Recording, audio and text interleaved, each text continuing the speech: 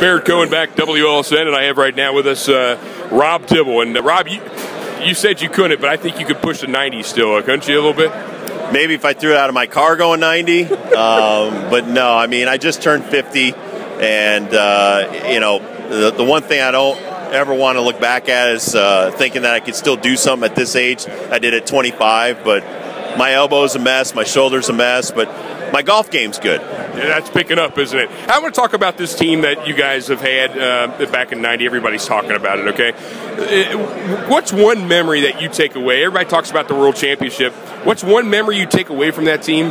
And what is one thing that made that team what it is? The family. I mean, it's not one memory. It's a lot of memories we had off the field. You know, whenever we were traveling. Remember, for 6 straight months, you're with everybody 7 days a week. And it's not like football or basketball or even hockey where you play 4 games a week or 3 games a week or once a week. You know, we played every day. You know, we showed up the same time every day. So there was kind of a routine mentality. And the one thing we always did, you know, like a U2 concert I took all the guys to one time in New York. You know, you've got African-American guys that were on the team that maybe never even heard, you know, of U2. You had Norm Charlton was my roommate for 7 years, was a country western guy. You know, 20 guys, we all went to a U2 concert as a family. Guys had a great time because it wasn't the band they were going to see, is that we were doing it together. Everything was unified. So, do you think that's missing in today's game at all? That kind of unity, that cohesiveness, and does free agency have a lot to do with that?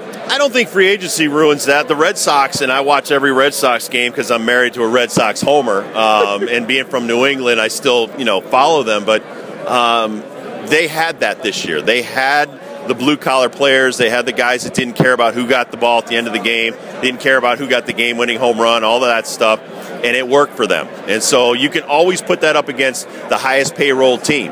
That's why the Rays win every year, is because they get the right people. And I think we had that back in '90. We had it for a long time here in Cincinnati. So you can put that together. You just have to have the right people, the enablers, the evaluators, the scouts that have to bring in the right people. If you don't bring in the right people, you're never going to win. Tell me one funny story from that team. And I know about Norm getting in a fight with the Mets. That's one of my favorites that George Vogel told me once. But tell me one of your favorite memories from maybe not the '90s season, but your favorite Reds memory outside of the World Championship, of course. My favorite memory would probably be Lou Piniella one time went to kick Paul O'Neill's helmet, and the old riverfront dugouts were made of wood on the ground surface, and he slipped and fell, and he hurt his back. And Norm Charlton, the next day, he puts up 4 orange cones and a slippery when wet thing, and then he roped it off.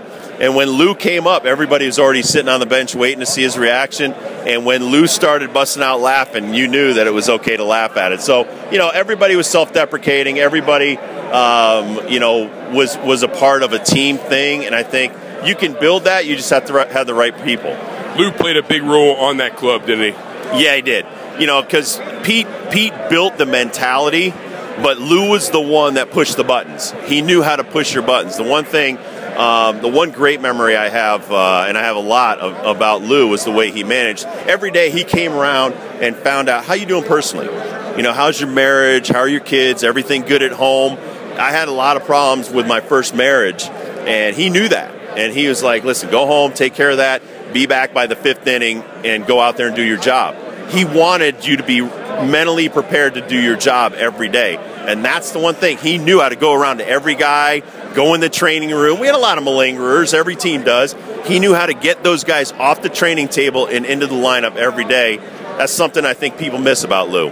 Last question is, I'm in the running for the PA job out at Petco Park in San Diego. Do you got any strings you can pull for me at all?